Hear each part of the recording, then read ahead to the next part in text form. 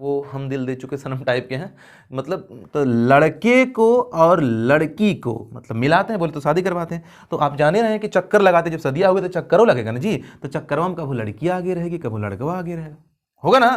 तो यहाँ पे एक कॉन्सेप्ट जहर लेके जाइए आप कि सेड एक ऐसी क्रिया है, सेड एक ऐसी क्रिया है जिसके बाद अगर कोई लिविंग ऑब्जेक्ट होता है तो उसके बाद टू प्रेपोजिशन में। जैसा कि आज के एपिसोड में हम नरेशन के एक्सरसाइज के कुछ बेसिक एग्जांपल को समझने वाले हैं जो मिसलिनियस है। ठीक है बालक, तो मैंने नरेशन को पूरी तरह से पहले खत्म कर दिया है और उस पर बेस्ड एक एक्सरसाइज आज हम लोग सॉल्व करेंगे। ठीक है, और आपसे मैं एक वादा करता हूँ कि इसमें बहुत सारे ऐसे क्वेश्चन हैं जिसमें मैं एक नहीं दो नियम लगाऊंगा। ठीक है, मैं आपको बताऊंगा दो तरीका, लॉजिक क्या उसके पीछे का। उससे बालक मैं आपको बताऊं कि जितने भी ऑफलाइन में मेरे सैकड़ों बच्चे हैं ना, वो हम दिल दे चुके सनम टाइप के हैं। मतलब कि वो इस टीचिंग के जो हमारा इंटरटेन करके बच्चों को पढ़ाने का स्टाइल है और जो लॉजिक मैं देता हूँ ना, वो जमीन से जोड़ के देता हूँ। कहने का मतलब आपके उस सोसाइटी में कहीं ना कहीं आपको मिल जाएगा। ठीक है, अगर बच्चे को पढ़ाया जाए कि एप्पल माने सेब, वहीं पर अगर हम बच्चे के सामने एप्पल को रख करके बताएं तो वो ज़्यादा उसको रिमेंबर होगा, ज़्यादा जल्दी उसको लर्न हो जाएगा। कहने का मतलब है कि आप उस चीज़ को विजुअलाइजेशन में लेके आइए। अगर वो चीज़ आपको विजुअल होती है तो जल्दी आप लर्न कर पाते हैं। बात समझ में आ रही है क्या कह रहा हूँ? ठीक है बालक, तो कहीं ना कहीं मैं आपको बताऊंगा सेड के बाद टू कब आता है ना, ऐसे कौन सी वर्ब हैं जिनके बाद टू लगता है, ये चीज़ों का जिक्र करूंगा। इसको मैं दो तरीके से बनाऊंगा, है ना, और एक बार आप खुद ट्राई करके देख सकते हैं।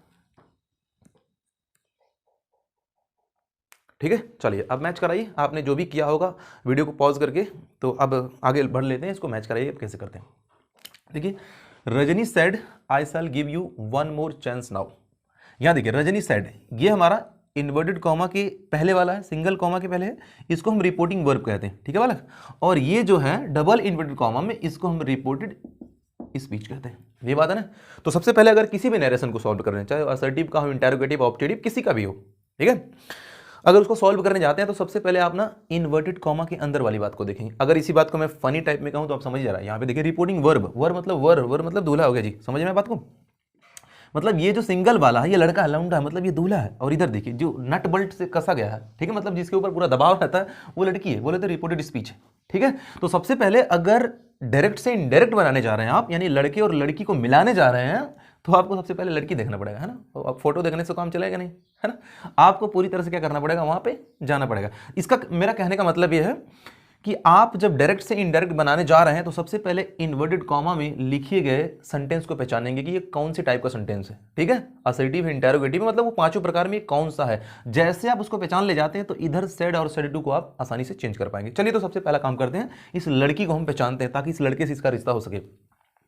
तो देखिए यहाँ पे I shall give you one more chance now. Okay, ये देखिए सब्जेक्ट से शुरू और फुल स्टॉप पे खत्म है, तो इसका मतलब हो गया कि ये असर्टिव सेंटेंस है। और बालक हम जानते हैं असर्टिव सेंटेंस में सेड और सेड टू को कैसे चेंज किया जाता है। सेड को सेड ही रहने देते हैं और सेड टू को टोल्ड में चेंज कर देते हैं। तो यहां क्या करते हैं हम, देखिए जरा पे, रजनी का बिल्कुल रजनी रहने देते हैं, सेड का सेड ही रहने देते हैं। अगर सेड टू होता तो हम उसको टोल्ड में चेंज करते, तो सेड का हम क्या कर लेते हैं, सेड ही कर लेते हैं। और बालक लड़की को देखने से हम सेड और सेड टू को बदल ले गए, लड़की के देखने से हम कॉमा को भी हटा करके वहां पे जो भी रखना है वो रख पाएंगे। बोले तो इन दोनों को मिलाने के बाद जो दहेज में देंगे ना कंजंक्शन, वो भी क्या होगा, वही रख पाएंगे। तो ये देखिए असर्टिव सेंटेंस, और असर्टिव सेंटेंस में जो कॉमा हटा करके कंजंक्शन लगाया जाता है उसका नाम है जी दैट। लग गया?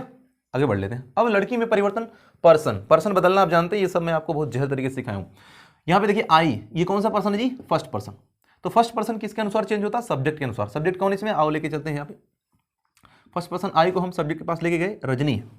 रजनी का जो सब्जेक्टिव केस होगा, देखिए यहाँ पे आई फर्स्ट पर्सन है और ये इस सेंटेंस में सब्जेक्ट का काम कर रहा है, तो फर्स्ट पर्सन के अकॉर्डिंग हम रजनी के पास जाएंगे और सब्जेक्ट ही लेकर के आएंगे। तो रजनी का सब्जेक्टिव केस जो होगा वो सी होगा। बिल्कुल सही, आप यहाँ करें सी। अच्छा, कुछ बच्चों के दिमाग में बातें आ रही है, ये मॉडल जो है सैल वो शुड में चेंज हो जाएगा, तो ये आपकी गलत फहमी है। हालांकि सैल में नहीं चेंज होगा। ये देखिए आई के साथ था, आई के साथ था तो सैल था, पर यहां पे सी के साथ आएगा तो सी के साथ सैल नहीं लगेगा, सी के साथ विल लगता है। तो सी के साथ जो विल लगेगा वो विल चेंज होगा हमारा वुड में, तो हम यहां पे चेंज कर लेते हैं वुड, सी वुड हो गया। गिव, गिव का गिव कर लेते हैं क्योंकि हमको इतना मालूम है कि क्रिया जो है सिर्फ एक ही बदलती है। ठीक है, आगे आ जाओ। ये यू, यू चेंज होगा जी, ये प्रोनाउन है, कौन सा पर्सन, सेकंड पर्सन, काम क्या कर रहा है, ऑब्जेक्ट का। तो पर्सन के हिसाब से पता चला जाना कहां है और ऑब्जेक्ट लेकर के आना है। तो आप तो जानते हैं ना 123 बटा सन, सेकंड पर्सन किसके पास जाएगा, ऑब्जेक्ट के पास। देखिए फर्स्ट पर्सन था तो सब्जेक्ट के पास गया था, सेकंड पर्सन है तो ऑब्जेक्ट के पास जाएगा, तो सेकंड पर्सन को ऑब्जेक्ट के पास लेके चलते हैं। वाओ, यहाँ पे तो ऑब्जेक्ट है ही नहीं, ये वाली बात होगी ना। अब ऑब्जेक्ट नहीं है तो हम क्या करेंगे, यहाँ पे ऑब्जेक्ट अपनी तरीके से मान लेंगे, ठीक है बालक, ऑब्जेक्ट मानेंगे। तो मैंने आपको मनौती मानने का तरीका बताया था कि अगर यहाँ थर्ड पर्सन है तो यहाँ ऑब्जेक्ट किसका मानेंगे आप, फर्स्ट पर्सन का। फर्स्ट पर्सन कौन होता है, आई का ऑब्जेक्टिव केस क्या होगा, मी। तो मान लेते हैं कि यहाँ पे मी है, और जैसे आप उस मी के पास आएंगे और उस मी से कहेंगे कि मुझे ऑब्जेक्ट दो, तो मी कहेगा यार मैं तो खुद ही ऑब्जेक्ट हूं, ले चलो मुझे। तो वो यहां पर आकर के क्या हो जाएगा, मी। ठीक है, आगे बढ़ते हैं। देखिए वन मोर चांस नाउ, तो वन मोर का तो वन मोर ही लिख लेंगे, वन मोर चांस का चांस भी। और आप इतना जानते हैं कि नाउ जो है वो टाइम है एक, वो जो टाइम है तो वो चेंज हो जाएगा किसमें, देन में। Got it. तो जनरली हम इसी तरह से सेंटेंस को इसको फ्रेम करेंगे। मैं आपको एक दूसरा तरीका बता रहा हूं, जरा उसको देखिए। ठीक है, ऐसे आप बदल लेंगे, आपका ये भी करेक्ट है। मैं आपको एक दूसरा तरीका बता रहा हूं, जरा देखिए क्या। देखते हैं कि क्या इसमें कहीं कोई सेकंड पर्सन का तो नहीं आया है। अगर कोई सेकंड पर्सन का आया, सेकंड पर्सन में क्या हो गया, यू, योर, योर्स, ये सब आ सकता है। तो अगर कोई सेकंड पर्सन का चीज आया है तो आपको मालूम है कि वो कहां पे जाएगा, ऑब्जेक्ट, ऑब्जेक्ट के पास जाएगा बदलने के लिए अपने आप को। तो ऑब्जेक्ट चाहिए चाहिए। ठीक है, तो एक काम कर लेते हैं, पहले हम देख लिए इसमें यू आया है, इसका मतलब इसको ऑब्जेक्ट चाहिए। तो हम पता कर लेते हैं क्या इसमें ऑब्जेक्ट है, तो इसमें ऑब्जेक्ट नहीं है। तो एक काम कर लेते हैं, यहां हम ऑब्जेक्ट मान लेते हैं अपने से। और मनौती मानने का तरीका क्या है जी, इधर वाला थर्ड पर्सन का तो इधर वाला फर्स्ट पर्सन का ऑब्जेक्ट होगा। मान लेते हैं कि यहाँ ऑब्जेक्ट जो फर्स्ट पर्सन का होगा वो मी। ठीक है, और बालक जैसे ही आप मानेंगे कि ऑब्जेक्ट यहाँ पे मी होगा तो ये सेंटेंस कुछ ऐसे बनेगा, रजनी सेड मी। अब एक बात बताओ, कभी तुमने सुना ऐसे रजनी सेड मी? तुमने तो ऐसा सुना होगा कि he said to me, he said me तो नहीं सुना होगा ना। तो ये बात यहाँ पे एक कॉन्सेप्ट जहर लेके जाइए आप, कि सेड एक ऐसी क्रिया है, सेड एक ऐसी क्रिया है जिसके बाद अगर कोई लिविंग ऑब्जेक्ट होता है तो उसके बाद टू प्रेपोजिशन में लगता है। तो मान लीजिए जैसे आप मनौती हम माने मी इस यू के लिए कि हमें बदलने के दौरान जरूरत पड़ेगी ऑब्जेक्ट की, तो मानना पड़ेगा, तो हम यहाँ मी मान लेते हैं। तो जैसे आप मी मानेंगे तब ये जो रिपोर्टिंग वर्ब का जो भाग है ये कुछ ऐसे बनेगा। इसके पहले हमें टू लगाना पड़ेगा, Rajni said to me, Rajni said to me. अब बालक इसको हम चेंज करते हैं। अब जैसे ही आप इसको आप चेंज करेंगे तो कुछ अब की बार ये ऐसा बनेगा। देखिए रजनी का तो बिल्कुल रजनी रह देते हैं। ठीक है, अब सेड टू चेंज हो जाएगा हमारा टोल्ड में। ओके, मी का यहां कर लेते हैं मी। कहने का मतलब है मेरा, जब आप इसमें ऑब्जेक्ट को मेंशन करेंगे तो ये सेड टू बनेगा और सेड टू तब चेंज हो जाएगा टोल्ड में। ओके, और वैसे पुरानी और आगे सब वही पुरानी वाली बात, कॉमा हटा दीजिए, दैट लगा दीजिए। अभी मैंने पीछे बताया है ना, आई को फर्स्ट पर्सन रजनी के हिसाब से बदल दीजिए। यहाँ पे सी के साथ विल लगेगा ना कि सैल, तो ये शुड नहीं होगा बल्कि सी के साथ विल लगे तो क्या हो जाएगा जी, वुड। यहाँ पे हो जाएगा वुड। हो गया, एक क्रिया बदल गई जी। फिर उसके बाद आप दूसरी को वैसे उतार देंगे, ये यू सेकंड पर्सन जाएगा मी के पास, मी का ऑब्जेक्टिव लेके आएगा, फिर मी ही हो जाएगा। ठीक है, आगे वन मोर चांस, और ये नाउ जो आपका कन्वर्ट हो जाएगा वो देन में। बाकी सब वही है। ठीक है, तो ये दूसरी बात शायद आपको समझ में आई होगी। आगे बढ़ता हूं मैं। ये दो तरीका मैंने आपको बताया है इस वाले सेंटेंस को, यानी इस तरह के नरेशन को डील करने के लिए। बालक मैं आगे बढ़ता हूं, देखिए दूसरा sentence, where do you dwell asked the stranger करके। Where do you dwell, dwell का मतलब होता है निवास करना, ध्यान लगाना, मतलब तुम कहाँ रहते हो आजकल, है ना। आस्क्ड द स्ट्रेंजर, कोई अजनबी व्यक्ति ने पूछा। अच्छा, आपको दिख नहीं रहा है कि यहाँ पे जो इन्वर्टेड कॉमा में चीज है वो पहले आ गई है, बाकी जो खुला हुआ सांड जो वर होता मतलब जो दूल्हा होता वो बाद में है ना। अरे भाई ऐसा समझिए, मैंने आपको पीछे समझाया था कि जो कॉमा में होता है वो लड़की होती है, ये देखिए यहाँ पे ये लड़की हो गया, और जो खुला होता है वो लड़का होता है। ठीक है, ये कटोरा कट्टा लड़का हो गया जी। अब एक बात समझिए, तो आप जनरली देखते हैं कि लड़का हमेशा पहले आता है। ये देखिए खुला हुआ भाग, खुला हुआ वाला यहाँ तक, देखिए यहाँ तक, ये जो खुला हुआ वाला भाग है ये हमेशा यहाँ लड़का आ गया। यहाँ देखिए ही सेड टू मी, ये खुला वाला भाग पहले आया। देखिए तनु सेड टू प्रज्ञा, यहाँ पे यानी हर में हम जनरली देखते हैं कि लड़का जो पहले आता है, कहने का मतलब रिपोर्टिंग वर्ब, वर मतलब दूल्हा पहले आता है। लेकिन इसमें क्या है कि लड़की पहले आई वो बाद में आ गया। हाँ, तो आप जान ही रहे हैं कि नरेशन जब हम डायरेक्ट से इनडायरेक्ट बनाते हैं तो लड़के को और लड़की को मतलब मिलाते हैं, बोले तो शादी करवाते हैं। तो आप जान ही रहे हैं कि चक्कर लगाते जब सदिया हुए तो चक्करों लगेगा ना जी। तो चक्करों में कभी लड़की आगे रहेगी, कभी लड़का आगे रहेगा, होगा ना। तो कहने का मतलब ये कभी कभी रिपोर्टिंग जो स्पीच है वो पहले आ सकता है, जो कभी कभी जो रिपोर्टेड स्पीच है ना वो पहले आ सकता है। ठीक है, तो रिपोर्टेड, कभी कभी जो रिपोर्टेड स्पीच है वो पहले आ जाएगा, रिपोर्टिंग वर्ब क्या हो जाएगा, बाद में आएगा। ठीक है जी, इसमें वही हुआ है और घबराने की बात नहीं है। ठीक है, आ जाओ। ठीक है, चलो इसको चेंज करते हैं। पर बालक क्या करेंगे, क्या आप सोच रहे हैं कि लड़की पहले आई है बोले तो रिपोर्टेड स्पीच पहले आया तो क्या यहीं से बदलना शुरू कर दें? नहीं नहीं, भारत पुरुष प्रधान देश है, यहाँ पे पुरुषों को ज्यादा तवज्जो दिया जाता है ना। लड़की पैदा हो जाएगी, देखो मुंह गिरा लेंगे। एक लड़की पैदा हो जाए खुद ही वो मुंह बना लेती है। है ना, समझ रहे बात को। तो भारत को यहाँ पे पुरुषों को तवज्जो दिया जाता है, हम पुरुष से लेके चलेंगे। बोले तो सबसे पहले यहाँ लौंडा को चेंज करेंगे, ठीक है, इधर लड़का बदलेंगे। तो इसको हम बदलेंगे, देखिए इसकी कुछ शकल सूरत ऐसे, the stranger asked where do you dwell, इसको उठा के इधर लाएंगे तो कुछ ऐसा बनेगा, the stranger asked where do you dwell, ये मान करके हम चेंज करते हैं, ठीक है। चलिए, तो वाला कि ये लड़का, ये लड़की, तो लड़की पे नजर मान लेते हैं कि ये क्या है, ये है जो हमारा इंटेरोगेटिव सेंटेंस, ठीक है। जब इंटेरोगेटिव है तो यहाँ पे जो सेड आया, जो लड़के में सेड या सेड टू आता है उसको हम आस्क्ड में बदलते हैं। यहाँ तो ऑलरेडी बदला है, कोई बदलने की दिक्कत नहीं है, तो हम बदलना शुरू करते हैं। सबसे पहले लड़के को लिखते हैं द स्ट्रेंजर, हो गया। आस्क्ड तो पहले ही है, जी हाँ बिल्कुल लिख लेते हैं, ठीक है। अब यहां पे हम कॉमा हटाएंगे, है ना, कॉमा हटा करके हम कंजंक्शन देंगे। हमको मालूम है कि अगर सेंटेंस इंटरोगेटिव होता है तो कंजंक्शन इफ या वेदर देते हैं। अच्छा, एक हम WH टाइप का होता तो उसमें हम WH टाइप वाले वर्ड को ही कंजंक्शन बना देते हैं। तो ये एसनो टाइप का नहीं है, इसका मतलब इसमें हम कंजंक्शन इफ या वेदर नहीं देंगे, इसमें हम WH टाइप को ही कंजंक्शन बना देंगे। इसमें वेयर आया हुआ है, इसी को हम कंजंक्शन बना देते हैं। बालक वेयर को हमने बना दिया कंजंक्शन।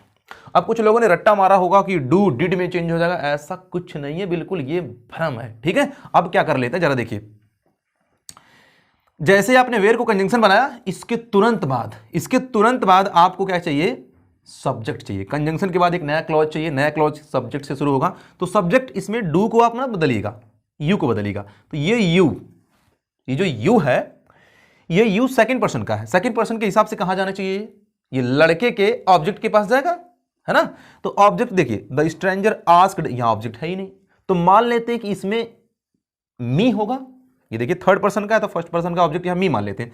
द स्ट्रेंजर आस्क्ड मी, और जैसे ये मी के पास आएगा और मी से बोलेगा मुझे अपना सब्जेक्ट दो, तो मी तो ऑब्जेक्टिव केस होता है, तो मी का सब्जेक्टिव केस क्या बनेगा जी, आई।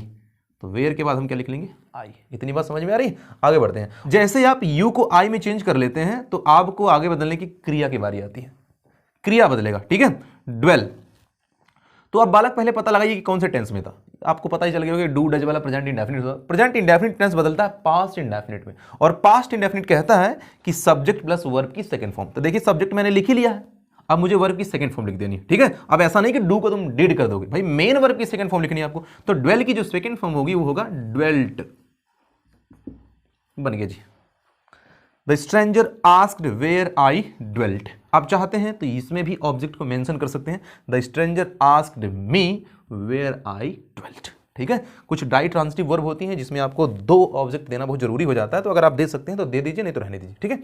आगे बढ़ते हैं, नेक्स्ट वाला देखिए हमारा, he said to me will you please give me a lift. आप देख रहे हैं यहाँ क्वेश्चन मार्क लग रहा है, तो आप लग रहा है इंटेरोगेटिव सेंटेंस, लेकिन ऐसा कुछ नहीं है बालक, इसमें प्लीज आया हुआ है ना। इन दोनों का डायरेक्ट से इनडायरेक्ट बनाने के लिए हमें सबसे पहले इन्वर्टेड कॉमा के अंदर की चीज को देखनी होगी। हम देखें यहाँ पे लास्ट में क्वेश्चन मार्क लगा, हंसुआ लगा, हमको लगा इंटेरोगेटिव है, लेकिन ऐसा नहीं है। लेकिन इसमें प्लीज लगा, इसमें विनती की गई, इसके भाव के आधार पर आएंगे ना, तो ये इंपेरेटिव सेंटेंस है। और इंपेरेटिव सेंटेंस में सेड और सेड टू को हम ऑर्डर, एडवाइस या रिक्वेस्ट के अकॉर्डिंग बदलते हैं, ठीक है। आ जाओ, तो इसमें देखिए प्लीज लगा हुआ है, तो इसमें क्या है, रिक्वेस्ट है। ध्यान दीजिएगा, ये सेंटेंस इंटेरोगेटिव नहीं है बल्कि इंपेरेटिव सेंटेंस है। क्यों? क्योंकि इसका जो भाव है ना वो पूछ नहीं रहा है, विनती कर रहा है कि क्या मुझे आप लिफ्ट देंगे। मान लीजिए कोई गाड़ी से जा रहा है, आप उसको रुकवा के सवाल थोड़ी ना पूछ रहे हैं क्या आप मुझे लिफ्ट देंगे, भैया उससे डायरेक्टली आप कहेंगे कि मुझे थोड़ा लिफ्ट दे दीजिए, कहने का मतलब है बिठा लीजिए, आप सवाल नहीं पूछेंगे, ठीक है बालक। तो चलिए यहाँ पे देखिए, इसको चेंज करता हूं मैं, ही का ही हो गया, सेड टू चेंज हो जाएगा हमारा किसमें, रिक्वेस्टेड में, रिक्वेस्टेड मी, कॉमा हटाइए। और इंपेरेटिव सेंटेंस में आप जानते हैं कॉमा को हटा करके हम क्या लगाते हैं, टू। और जैसे ही टू लगाएंगे, इसको इन्फिनेटिव बनाने के लिए वर्ब की फर्स्ट फॉर्म चाहिए, तो वर्ब की फर्स्ट फॉर्म कहाँ है जी, यहाँ पे है, बाकी सब खत्म हो जाएंगे। तो यहाँ पे दीजिए गिव, गिव हो गया। अब मी हमारा चेंज होगा, मी कौन सा person, first person. First person कहाँ जाएगा जी, किसके पास, सब्जेक्ट के पास, सब्जेक्ट के यहाँ पे है देखिए ही के पास। और ही से हम क्या लेके जाएंगे, जो यहाँ पे काम कर रहा होगा। क्या काम कर रहा है यहाँ पे, ये ऑब्जेक्ट का काम कर रहा है। आप ऐसे देख लीजिए, ये वर्ब है, वर्ब के बाद ऑब्जेक्टिव केस होता है। और अगर आपको प्रोनाउन का चार्ट याद है तो मी आपको मालूम है ऑब्जेक्टिव केस में होता है, ठीक है। तो यहाँ पे फर्स्ट पर्सन का ऑब्जेक्टिव केस है, फर्स्ट पर्सन के हिसाब से हम ही के पास पहुंचे, सब्जेक्ट के पास, और इस ही का हमें ऑब्जेक्टिव केस चाहिए, वो क्या होगा जी, हिम अ लिफ्ट। और इनडायरेक्ट के सारे जो स्पीच हम तैयार करते हैं उसको हम फुल स्टॉप पे खत्म करते हैं, ठीक है। वो नहीं कि इंटेरोगेटिव है तो नीचे भी आप इंटेरोगेटिव मतलब क्वेश्चन मार्क लगा देंगे, नहीं ऐसा कुछ नहीं, ठीक है। फुल स्टॉप पे खत्म करें। आइए लास्ट वाले के बारे में डिस्कस करते हैं। Tanu said to Pragya let us have a cup of tea before we start needing. देख लीजिए, तनु जो है वो प्रज्ञा से बोली है कि let us have a cup of tea before we start needing. बोले तो चलो एक कप चाय पी लेते हैं, मतलब बुनाई करने से पहले। ठीक है, आ जाओ। तो आप जानते हैं जो लेटेस्ट वाले सेंटेंस होते हैं उसमें सजेशन या प्रपोजल होता है। तो आपको क्या लग रहा है इसमें सजेशन या प्रपोजल होता है? सजेशन मतलब सुझाव होता है। सुझाव मतलब किसी चीज के लिए दिया जाए तब ना जब वो चीज लगे कि कंपलसरी इसके लिए जरूरी है। अगर मैं कहूँ कि यार पढ़ लो नहीं तो नंबर कम आएंगे, तो नंबर कम आने का जो रीजन है वो पढ़ाई ना करना है, इसका मतलब है पढ़ना जरूरी है नंबर ज्यादा लाने के लिए, तो ये सजेशन हो गया। ठीक है, लेकिन अगर यहां पे देखिए जो बात कही गई है कि बुनाई करने से पहले एक कप चाय पी लेते हैं, है ना, तो क्या इस चाय पीने का इस पर कोई प्रभाव है, कोई असर है कि चाय पी लेंगे तो ज्यादा तेज बुनाई करेंगे? है ऐसा कुछ नहीं है। ठीक है, तो इसमें प्रपोजल है ना कि सजेशन, कोई सुझाव नहीं है, क्योंकि जो काम है जो एक्शन लिया जा रहा है उसके लिए वो चीज उपयोगी नहीं है। इसका मतलब है इसको हम चेंज करेंगे, तनु सेड टू को हम चेंज कर लेंगे भाई प्रपोज्ड में। उसने अपना प्रस्ताव रखा, तनु प्रपोज्ड टू प्रज्ञा। तनु और प्रज्ञा से बहुत लोगों को सीरियल याद आ गया, है ना। चलिए एक बात और ध्यान दीजिए कि यहाँ पे जो सेड टू को हमने चेंज करके प्रपोज टू में लिख दिया। तो बालक याद रखिए, एक जहर बात बता रहा हूं कि पूरे नरेशन में अगर सेड, सजेस्टेड और प्रपोज्ड के बाद अगर कोई ऑब्जेक्ट आता है तो ये लोग टू लेते हैं। दोबारा सुनिए, सेड, सजेस्टेड और प्रपोज्ड के बाद अगर कोई ऑब्जेक्ट आता है तो ये लोग टू रखते हैं। तो यहां देख लीजिए, सेड या सेड के बाद ऑब्जेक्ट आया था, इसने टू ले लिया। ठीक है, यहां देखिए प्रपोज्ड के बाद प्रज्ञा आया था, ऑब्जेक्ट इसने टू ले लिया। इतनी बात समझ में आ रही है? ऐसा कुछ है, पहले वाले में मैंने डील किया था। आगे ये अब जैसे आप कॉमा हटाएंगे तो यहां लगा देंगे आप दैट।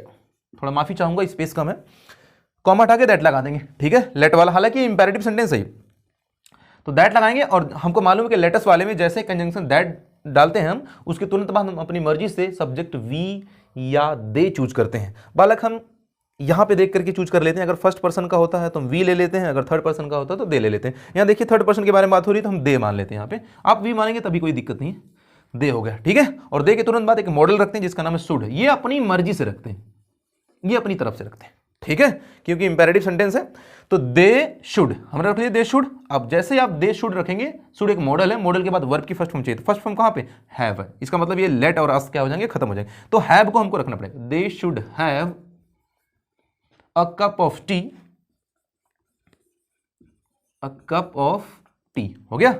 बिफोर, बिफोर को मैं शॉर्ट में लिख दे रहा हूं, देखिए यहां पे बिफोर वी, वी हमारा चेंज होगा, वी चेंज होगा जी। इसको शॉर्ट लिखने के लिए माफी चाहता हूं क्योंकि स्पेस नहीं है। वी हमारा फर्स्ट पर्सन है, तो फर्स्ट पर्सन के हिसाब से हमको कहां जाना पड़ेगा? सब्जेक्ट के पास। सब्जेक्ट के पास लेके चलते हैं। सब्जेक्ट कौन है जी? तन्नू। आ जाओ, तन्नू से कहेंगे अपना सब्जेक्टिव केस दो, तो तन्नू अपना सब्जेक्टिव केस क्या देगी जी? सी। सी के लेके चले? नहीं, बिल्कुल बहुत बड़ी ब्लंडर हो जाएगा आपसे।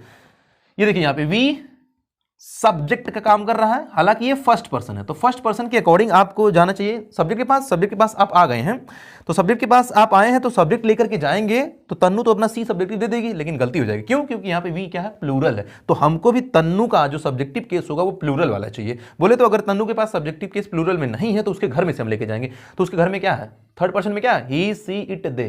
प्लूरल कौन सा मिला जी? दे। तो हम जी क्या करेंगे? इस वी को चेंज करेंगे हम दे में। दे हो गया, अब दे। और इधर वाला देखिए, इसमें दो सेंटेंस था बालक, late us have a cup of tea, before नामक कंजंक्शन जुड़ा हुआ था, वी स्टार्ट नीडिंग। ठीक है, बिफोर कंजंक्शन के रूप में हमने वैसे का वैसे रख लिया।